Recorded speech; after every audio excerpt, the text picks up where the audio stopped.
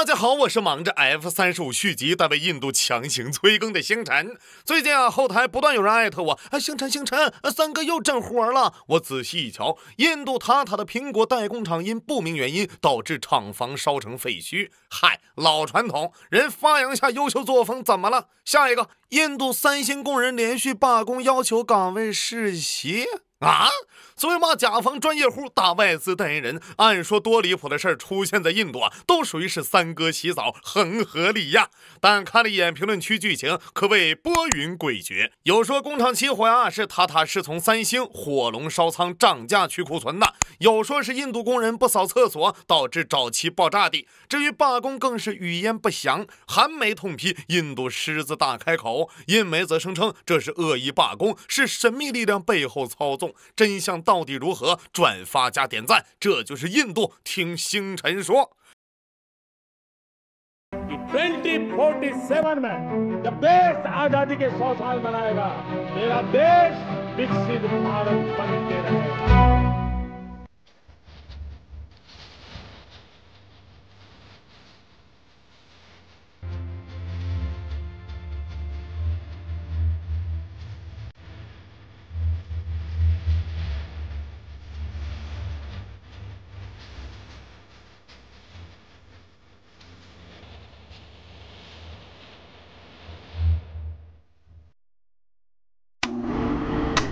提到印度与外资，大家最先想到什么？拳打谷歌、脚踢微软的印度税务局，宪改税法回溯50年的沃达丰，亦或是拘押高管直接明抢的 vivo。经常投资印度的都知道作为首批进驻印度的外企，早在1995年，三星便入驻印度。在人多市场大、投资就能发的浪潮中，先后建成了主营手机业务的三星诺伊达工厂和负责家电生产的金奈工厂。相比于谷歌、壳牌、微软、通用、福特、伟创、西格线、诺基亚、蓝绿厂、沃达丰、德国电信、日产汽车等一众被号的欲仙欲死的同行，三星与印度可谓是孙悟空脱裤子，缘分呐！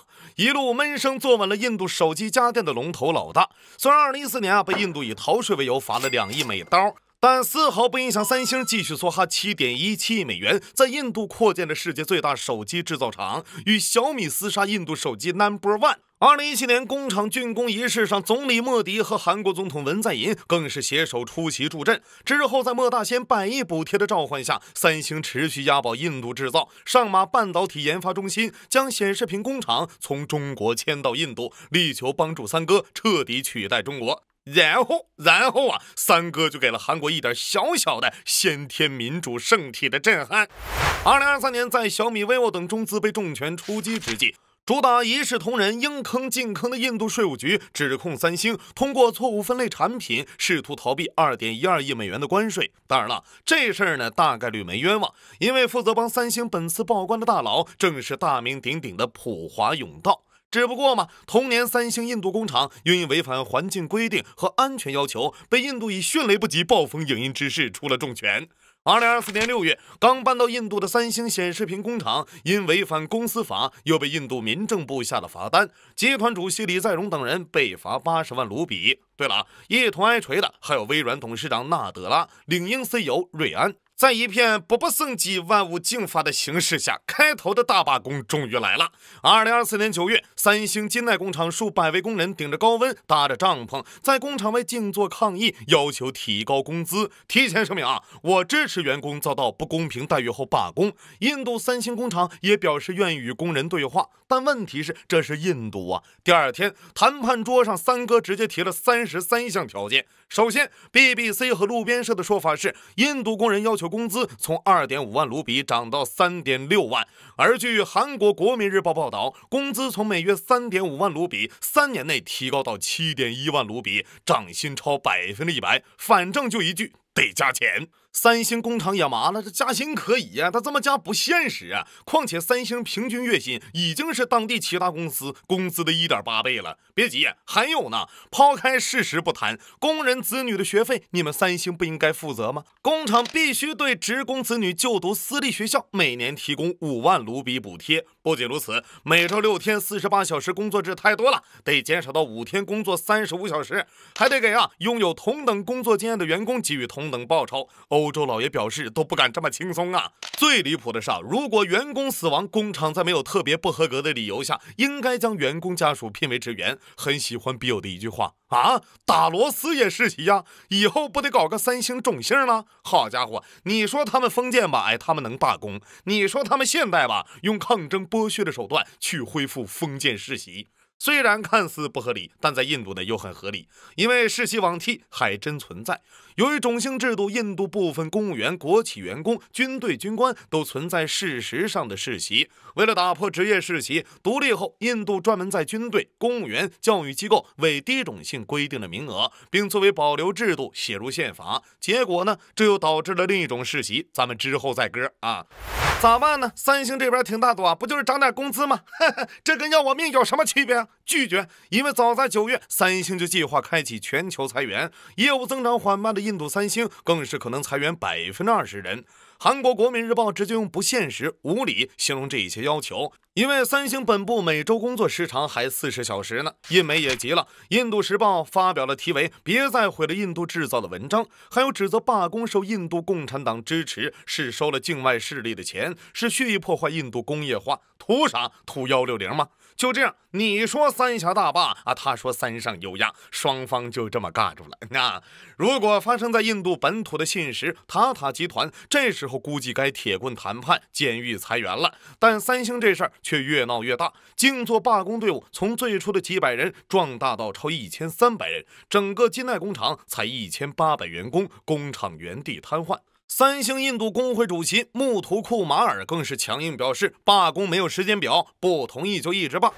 当然了，3星也不是软柿子，先是一扰乱生产秩序，将工会告上法庭，又发布邮件警告员工，继续罢就不发工资，甚至开除。但工人们不为所动，甚至还抽空致敬了一波圣雄甘地的非暴力不合作绝食1天。眼看越来越大，印度政府也卷了进来。印度劳工部长曼苏克致信泰米尔纳德邦首席部长，要求邦政府介入，以尽早达成友好的解决方案。至于怎么友好解决呢？关键的问题是找到问题的关键呗。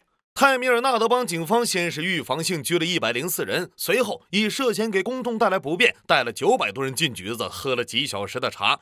您猜怎么着？压根没用。10月8日，罢工持续1个月，眼看马上要到印版双11排灯节，3星终于服软了，宣布将提供5个月的临时特别奖励，每月5000卢比。明年呢，还将提供更多的空调巴士、新医疗室、多样化的自助餐，增加餐费补贴，升级卫生间。虽然职位没法世袭，但如果员工工作期间死亡，公司将向家人提供10万卢比援助。对此，印度工会表示，虽然3星同意14项要求，但全部要求并未得到满足，咱接着罢。现在呢，一个是巴菲特去了，估计都得罚款的印度；一个是背后站着美国的3星，就看谁更硬了。我有一计，建议3哥罢工条款再加一条，韩国女团必须每月来印慰问演出现在问题来了，这事儿幕后黑手到底是谁呢？外企坟场又开始薅了。倒也合理，这是3哥的惯用套路了。印度薅外资的借口比我当年喝过的酱油都多。以 vivo 为例，2022年7月，印度执法局突击搜查 vivo 印度，以逃税为名查封了5900万美元资产。2023年又以反洗钱调查拘了 vivo 印度多名高管。等到2024年6月，果然塔塔集团宣布要收购印度 vivo51%的股权。只不过呢，因为合作伙伴苹果强烈反对，收购搁浅。但印度政府还提出必须本土化运营，管理层必须增加更多的印度员工。10月，印度执法局又指控 vivo 洗钱，理由跟1年前一样，以支付进口费为由，向境外转移超7000亿卢比。好家伙，还有倒霉蛋伟创作为第一家在印度生产 iPhone 的公司，仅2020年就投了1.4亿美元，结果当年超2000名工人以未得到相应工资为由，刚开始是罢工抗议，之后演变为打砸抢，工厂被砸了个稀巴烂。2023年，伟创上演新德里大逃亡，工厂由塔塔集团接盘，估价一度盛传超6亿美元。您猜成交价多少？1.25亿美元巨款。还有美国福特深耕印度10多年，亏损超20亿美元，但在印度乘用车市场份额不到2%。好在上帝是公平的，虽然市场没打开，但是出售时亏得更多呀。2022年，福特以9150万美元将古吉拉特邦制造厂卖给塔塔，明明可以直接抢，居然还给钱了，他真的我哭死。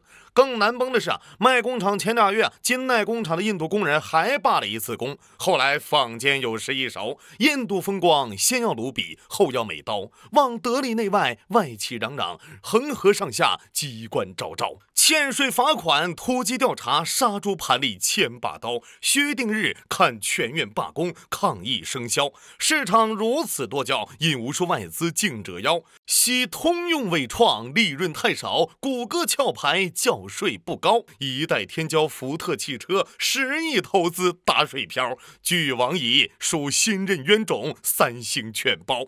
弹幕里的吴彦祖可能要问了，那印度工厂干得怎么样呢？以9月30号发生火灾的苹果塔塔代工厂为例，好消息是，并不是网传的不扫厕所导致沼气爆炸，起火的也不是塔塔收的伟创工厂，而是泰米尔纳德邦的另一座 iPhone 零部件工厂。坏消息是，火势有一点点大，请看 VCR。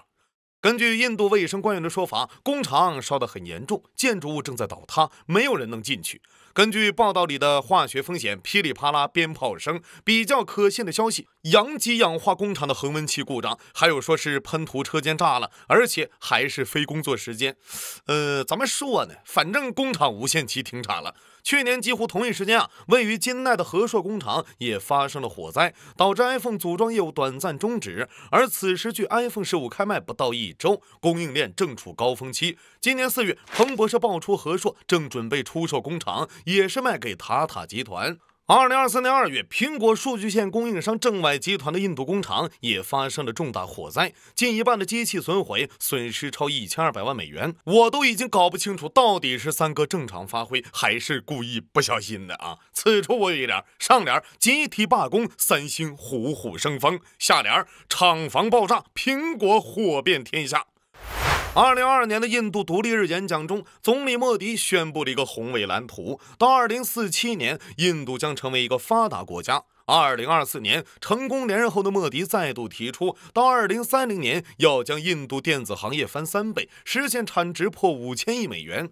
而他所倚仗的正是印度庞大的人口。2023年，印度人口中位数是28岁，14亿人口中40%的印度人在25岁以下。但如此的人口结构却完全没有化为发展的动力，糟糕的营商环境、私有化的土地、满盘散沙的政体，甚至是割裂的宗教，都是摆在印度前路的巨大阻碍。